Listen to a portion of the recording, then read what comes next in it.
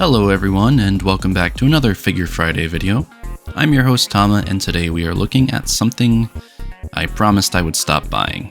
That's right, it's another Bandai, Banpresto, whatever prize figure. This time of Miorine from Gundam Witch From Mercury. I don't know why I have this masochistic tendency to keep buying these Gundam prize figures when I know the quality is going to be bad, but I thought, hey, maybe this one will be different, and here we are.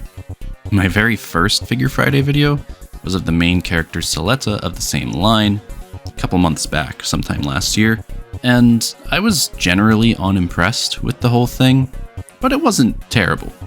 So let's take a closer look at Miorine and see if she suffers from the same fate as our beloved Tanuki girl.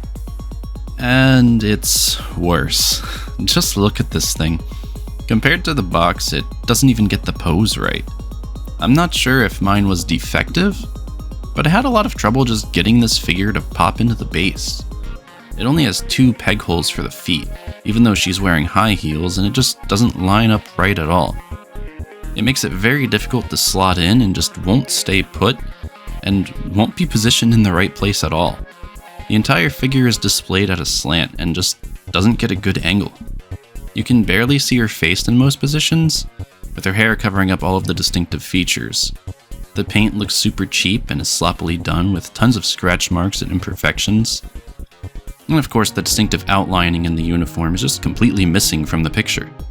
It's kind of unbelievable what Bandai gets away with in the figure market, and considering that this figure is nearly the same price as the model kit, I guess I just expected way better detail. Bandai, if you're listening, which you probably aren't, please just stick to your model kits. I really do like the pose that they were going for here. It looks very stoic, but you can't see any of the details, not to mention it's not accurate to the stock pictures at all. It just doesn't hold the same weight. The colors are bland and boring. It just looks very cheap and ugly on the shelf. It looks like a dull piece of marzipan that's been sitting on the bakery shelves for a week. Her face looks a little too small, or perhaps her hair is a little too large. It's a little hard to tell. And it's all monocolored too, leaving no real shading to elevate the figure and ultimately leaves it feeling a bit flat. They didn't do an awful job with modeling the body, doing a good job by making crease marks in the clothing, but something just feels a little off about the figure as a whole. Like it was mass-produced in a factory. It just doesn't have a good quality feel at all. And it really hurts my heart to say this, but it just doesn't look good. Poor Miorine has been through a lot, and unfortunately it does show with Bandai's latest figure.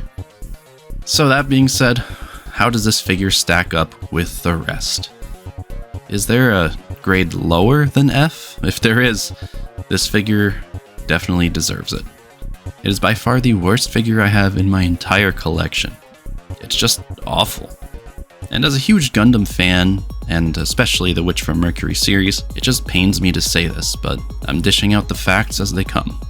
Anyway guys, go ahead and let me know what you thought of Mio down below. Don't forget to leave a like, and please subscribe for more videos like this every single Friday. Take care, and bye bye.